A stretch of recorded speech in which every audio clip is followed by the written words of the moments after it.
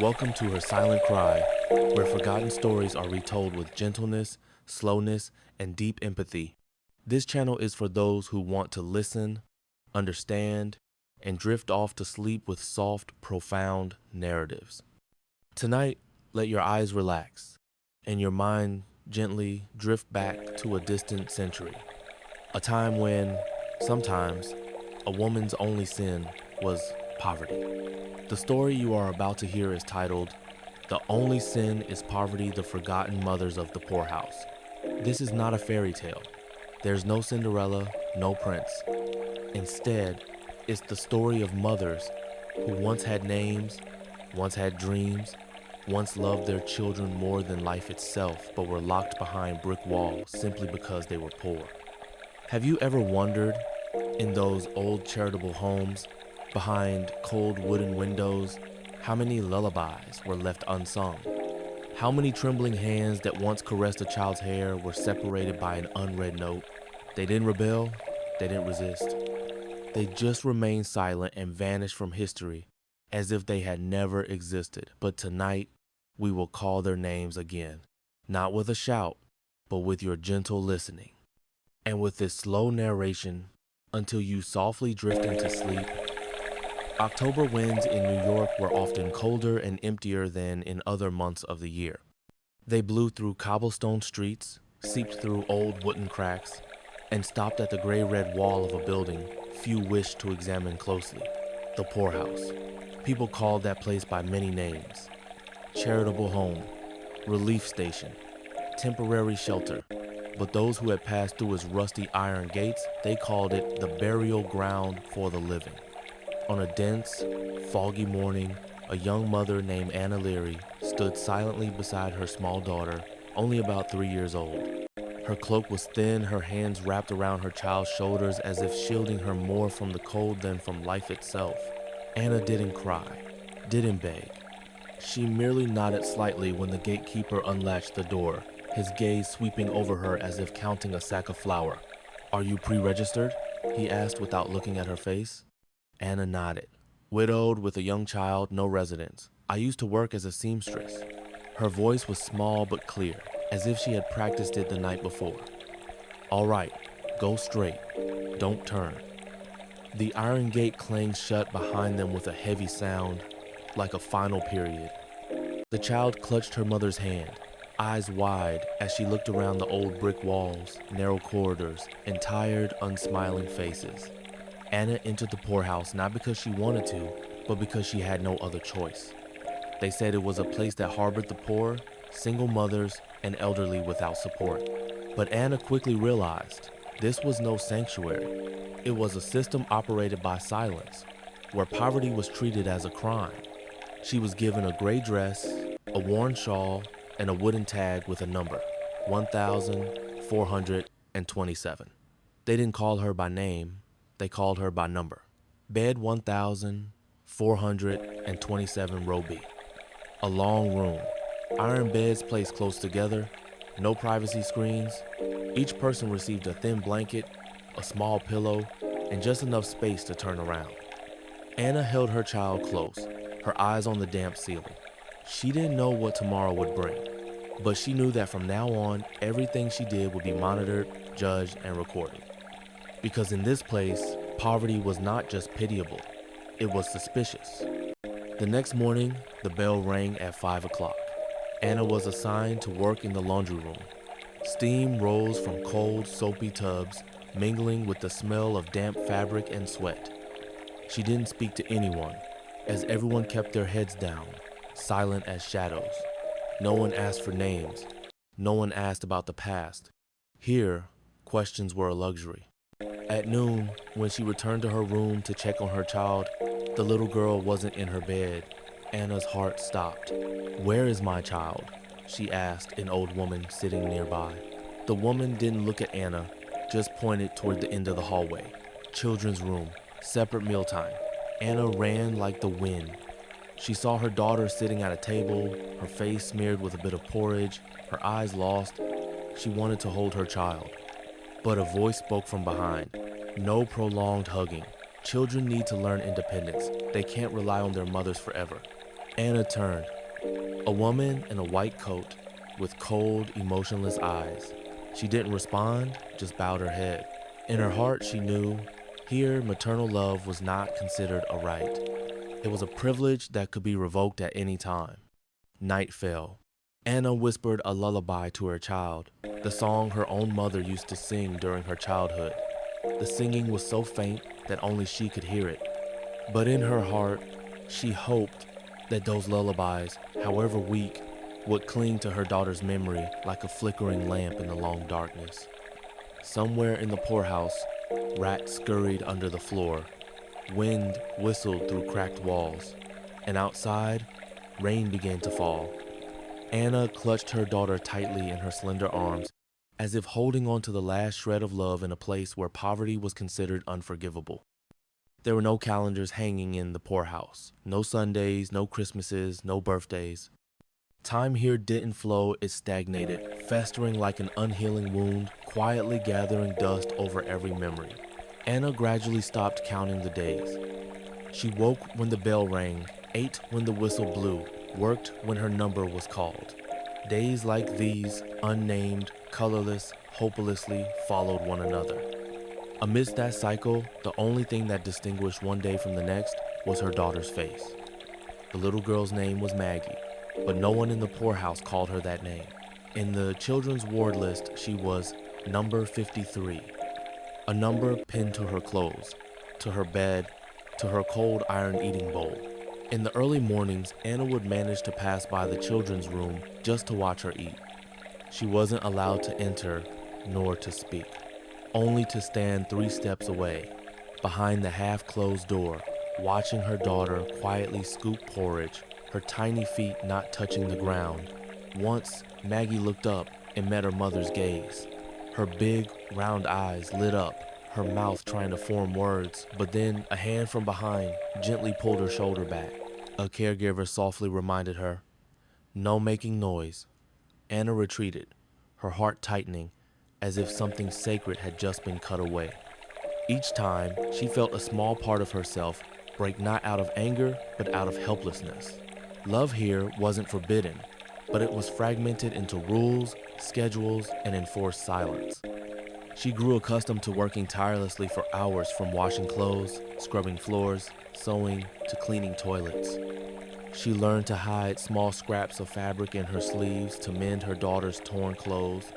She learned to laugh softly, so quietly that no one could hear. And she learned to endure cold remarks like, "If you don't follow the rules, your child might be moved." That sentence, horrifying the first time she heard it, became an invisible shackle by the third. Anna understood clearly. Here, children no longer belonged to their mothers. They were part of the system. A child could be moved to another institution or given to a wealthy family for adoption if the mother was deemed unfit. She had witnessed it. One winter afternoon, a woman named Eliza, about 40, thin, with graying hair, burst into tears in the backyard after her daughter, only 8 years old, was taken away in a carriage. No one warned her, no one explained. They only said she lost custody because there was no clear improvement. Eliza screamed, her hands clinging to the carriage door. The child also cried, reaching out for her mother, but the orderlies pulled her away, unceremoniously, as if she were merely a nuisance. Anna stood in the corner, holding Maggie tightly. For the first time in weeks, she felt a profound chill, not from the wind, but from a fear that permeated to her bones. From that day on, every night, Anna would tell her daughter a whispered story in the dark. Stories without clear characters, without endings. Just gentle imaginations of a field with flowers, a stream with swimming fish, a small house with a window looking out at the sky. Maggie listened, her eyes dreamy in the dim light. That was Anna's only way to preserve her child's childhood, through storytelling, through imagination, through things no one could confiscate. But even that couldn't last forever. One morning, when Anna went to the laundry area as usual, she was called to the supervisor's office. The woman sat behind the desk in a black gown, her voice monotonous. "Anna Leary, We are considering moving your daughter to a special care unit, as we've observed a tendency for her to be overly attached to her mother. She stood silently. It's just a consideration, but we need to note it in her file. No yelling, no crying, no protest. Anna just bowed her head, her hands clenched until they were white, because she understood that any reaction now could be recorded as loss of emotional control, and that would lead to loss of parental rights. She returned to the laundry room, washed her hands with cold water, then resumed her work, but her heart felt as if it had drifted away. She was just a shell, working, breathing, living, because there was no other choice. That night, holding her child, she didn't tell stories anymore. She just remained silent. But Maggie still whispered, "Mommy, will I see you tomorrow?" Anna gently squeezed her hand, whispering, "Wherever you are, I'll still be with you. In the wind, in your dreams, and in your heart." A gentle breeze passed through the crack in the door. Anna didn't know what tomorrow held.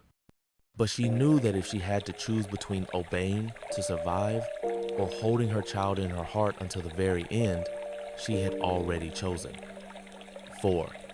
Some nights, the wind whistling through the cracks in the poorhouse doors sounded like someone whispering, not distinct, not urgent, just cold breaths, drifting through silent stone walls, falling into the restless sleep of unnamed mothers. Anna began to write. Not with a pen, because here, paper and ink were luxuries people like her weren't allowed to use. She wrote with her memory, with her heartbeat, and with every stitch she sewed into the worn fabric she secretly kept from an overdue dress. Each stitch was a word, each seam was a fragment of memory. At first, it was just a few lines. "Dearest Maggie, today I watched you through the window. You smiled at the pigeons, and I didn't dare to cry." She didn't know where she would send that letter, but she kept writing, because if not, she feared she would forget her own voice. Gradually, other mothers began to notice. A woman named Martha, about 40, with thin, graying hair from washing clothes all winter, sat down next to Anna one afternoon. "You write too?" she asked softly, her voice hoarse like sandpaper. Anna nodded, as light as a breath. Martha pulled a small piece of fabric from her pocket, with a few tangled embroidered lines on it. Not beautiful, not neat, but everyone understood it was her story, in her own way to keep a part of herself. And then, one by one, silently, they began to write. No one spoke loudly, no one boasted. They just exchanged scraps of fabric, needles, and thread, even strands of yarn pulled from old shawls to use as ink. Some wrote to daughters who had been taken away. Some wrote to deceased husbands. Some just wrote for themselves a reminder that they were still alive, still felt, even though society had forgotten them. Anna called these pieces of fabric letters never sent, because she knew if anyone discovered them, they would be confiscated. But no one stopped, because writing was the only way for them to keep their names, to keep the right to love, to remember, and to be retold. One night, when the wind blew strongly, the laundry room window burst open, scattering a piece of blue fabric drying on the line. It fell into the courtyard, near where the old supervisor usually patrolled. On that fabric were lines embroidered with red thread. "I am Eliza. I once had a daughter. I once had a name." The entire laundry ward held its breath. No one dared to pick it up. No one dared to speak. But strangely, the supervisor just glanced at it, then walked past. The next day, the fabric was still there, blown by the wind near the corner of the wall, stained. Anna bent down, picked it up, washed it, then carefully tucked it into the hem of her dress. From then on, they were more careful. Each finished letter would be sewn into the reverse side of dishcloths, bed blankets, or tucked inside nightgowns. It lay there, close to their bodies, close to their hearts, silently radiating warmth through their short slumbers. Some nights, Anna would wake in the middle of the night, suddenly seeing other mothers silently sewing in the dim lamplight. No one said anything, but their eyes met silently, sharing and bravely. It wasn't a rebellion, just a whispered symphony of women once considered invisible. Each piece of fabric was a note. Each stitch was a whisper. and Anna somehow became the one who connected those sounds together. One morning, someone reported that Maggie would be re-evaluated to be moved to another area. The reason: the child was too sensitive, vulnerable, and didn't adapt well to communal living. Anna sat silently. She knew it could mean losing her child forever. That night, Anna did something she hadn't done since entering the poorhouse. She prayed, not loudly, not screaming, just a whisper into the void, in the cramped corner of the room amidst the silent breaths of sleeping mothers. If anyone can hear, please let her stay. Or, if not, please let her remember how much her mother loved her. She sewed those lines onto the last piece of fabric. By now, her hands were calloused, the thread was short, and her eyes were blurry from nameless tears. When the first light of day peeked through the crack in the door, she gently placed that piece of fabric inside her child's clothing between the two layers of lining, where it would be least noticed. A letter never sent, placed closest to her child's heart. Anna knew one day the child would grow up, perhaps in another place, perhaps under a roof without her. But if somehow those small hands touched the hidden stitches in that clothing, she would know mother was never silent. 5. December arrived with winds sharp as razors. The nights grew longer, the wake-up bells colder, and the breaths of those in the poorhouse gradually thinned with each bitter night. Anna no longer saw Maggie every morning. The little girl had been moved to the special evaluation area, as the supervisor had said. No one said where the child went. No one said when she would return. Anna didn't ask, she didn't cry, didn't scream, didn't write anymore. The last piece of fabric had been sewn into the dress her daughter wore the day she left, and for Anna, that was all she could do. The mothers around her also gradually changed. Martha coughed more, her hair almost completely gray. Eliza no longer sat on the porch in the mornings as before. She lay down more, her eyes sunken like traces of frozen time. And the newcomers, younger faces, more confused, more tired, began to learn how to bow their heads, how to be silent, and how to live as if invisible. One day, Anna was called to the office. The supervisor looked at a piece of paper without looking up. Anna Leary, you are being discharged from the poorhouse. A charity organization has taken you under their patronage. They will provide lodging and simple work. No wages, but food and a place to sleep. She nodded. What about my child? Unclear. If information is found, they will send a letter. But don't hope too much. Children are more easily adopted. Anna stood up, silently. No thanks, no resentment. She returned to her room, folded a few old items, a handkerchief, a worn hat, and an unfinished embroidered piece of fabric. She left that piece under her pillow. Anyone who found it was fine. Anyone who kept it was fine, because she knew even if those letters were never sent, they could still whisper something into a sleeping soul. The day she left the poorhouse, it was lightly raining. Anna didn't carry much except for her deep eyes and a heart that still held a blank space for a child. She didn't know where she would be, what she would do, but she knew she was still alive and could still remember her own name. Many years later, at a small rural library in New York, an exhibition on memories and fabric was opened. Hand-embroidered fabric pieces from the 19th century, each carrying a silent story. No author's name, no address, no date. Just small lines, hand-stitched on worn fabric. I am Maggie's mother. My name is Eliza. I used to teach. Don't forget, we once lived here. Visitors came to see, most of them not knowing where those words came from. But some researchers traced them. They came from the Bellevue Poorhouse, which once held hundreds of poor women and their children for decades. A young journalist named Clara, while viewing the exhibition, paused for a long time before a piece of fabric sewn with pale purple thread, the writing trembling but resolute. If my daughter reads this, know that I never forgot you. Clara didn't know why she cried. She only knew that within those small stitches was an ocean of imprisoned love. A mother's love without images, without sound, but still surviving through centuries. A few months later, Clara wrote a long article. She called it, "They Once Had Names." The article spread widely, was shared in major newspapers, reread on radio, and finally quoted at a small memorial ceremony at the very site that was once the Poorhouse, now just a moss-covered foundation, next to a newly built hospital. At the ceremony, a small stone tablet was erected, no list of names engraved. Only a single, deeply carved line, simple yet profound. For the women once forgotten, we remember you, we call your names again, and we listen to the silence you left behind. 6. The story of Anna and the mothers in the poorhouse is not in textbooks. It has no miraculous ending, no magic, but in the silent darkness of those old stone walls, they left something more powerful than a shout: presence. Even if no one remembers who they were, no one knows where they went, now they are no longer invisible.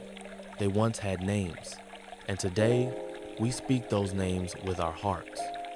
Thank you for listening to the very last lines of the story. If you felt something, please subscribe to the Her Silent Cry channel so together we can continue to illuminate the stories that were once extinguished, and so that each of your sleeps is a step toward understanding and empathy. Wishing you a peaceful night, like the names just called with love.